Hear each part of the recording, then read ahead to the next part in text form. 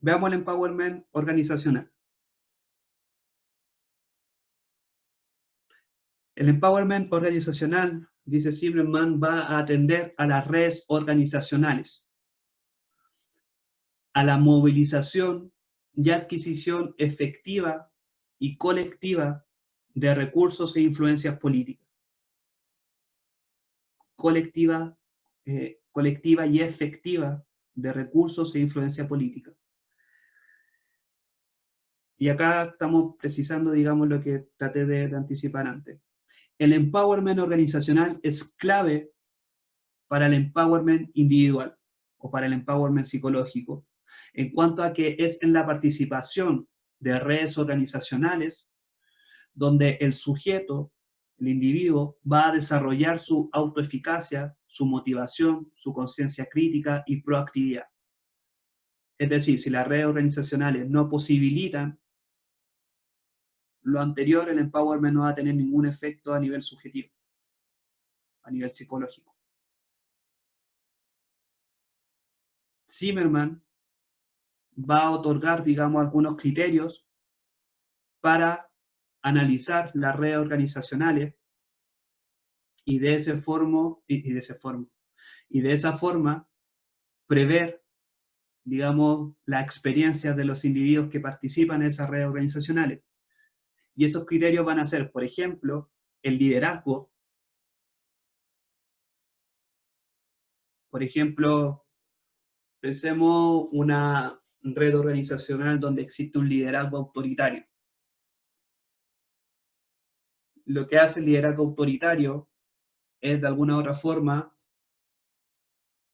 constreñir la competencia del individuo, de los individuos, para hacerse cargo de sus propias vidas, en ese sentido, constreñir la emergencia de un sentimiento de autoeficacia, constreñir la motivación. ¿Sí? Pero ¿qué pasa si hay un liderazgo democrático?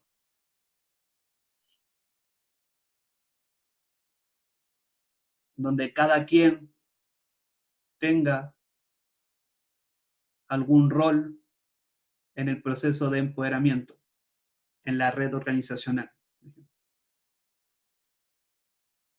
También otro criterio que va a advertir Zimmerman para de alguna forma evaluar la experiencia del empowerment es los manejos de recursos. ¿Qué pasa si este mismo líder autoritario gasta, no sé, todo todos los recursos materiales en un solo acto del proceso de empowerment?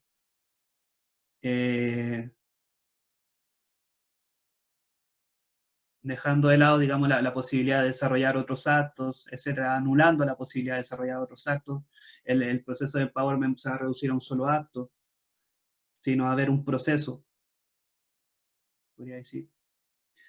La coordinación de actividades, otro criterio para evaluar, digamos, la experiencia organizacional del empowerment, el liderazgo, los manejos de recursos, la coordinación de actividades, las responsabilidades compartidas que constituyen esta red organizacional.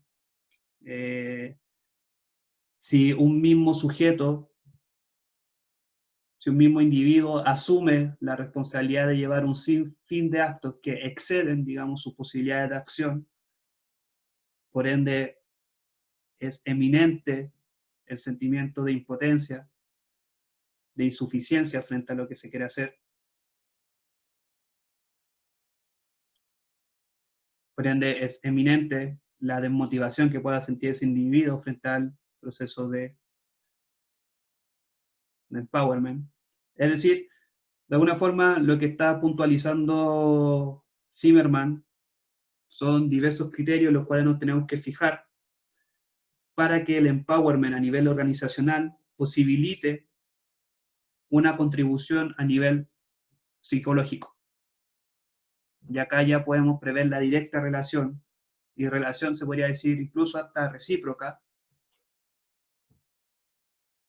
entre el empowerment a nivel psicológico y a nivel organizacional.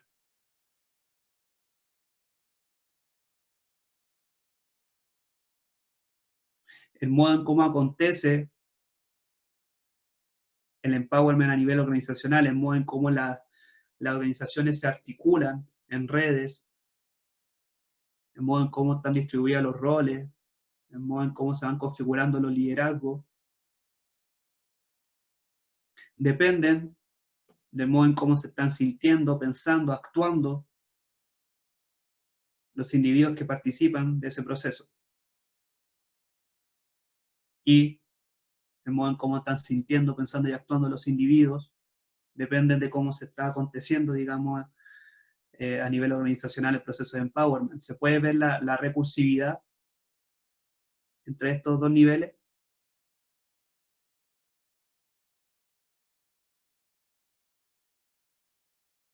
Sí, Sí,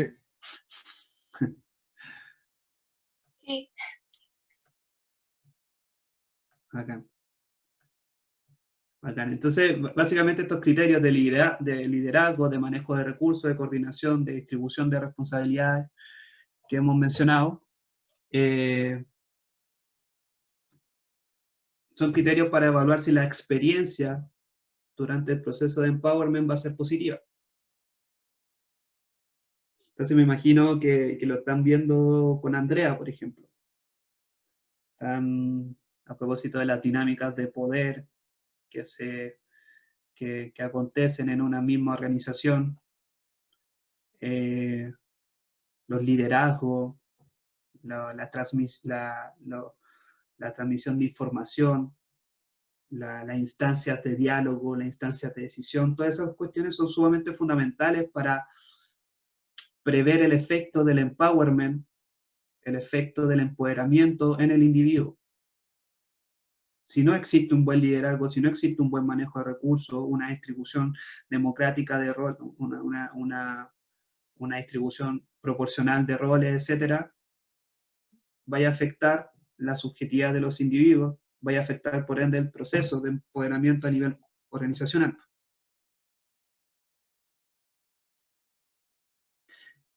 Pese al, se podría decir, al esquematismo que pueda tener, digamos, este andamiaje teórico práctico que nos ofrece Zimmerman respecto al empowerment, es súper útil. Es súper útil para otorgarnos como recurso analítico y así poder observar, identificar, evaluar dimensiones y variables que participan del proceso del empowerment. ¿Sí? Bien.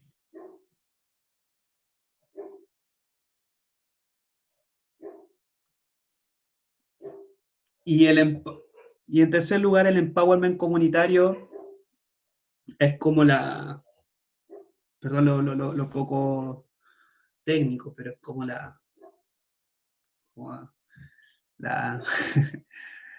quiero decir que es como la cagada, ¿sí? pero puede ser, no sé, como lo máximo de este proceso de empowerment, ¿sí?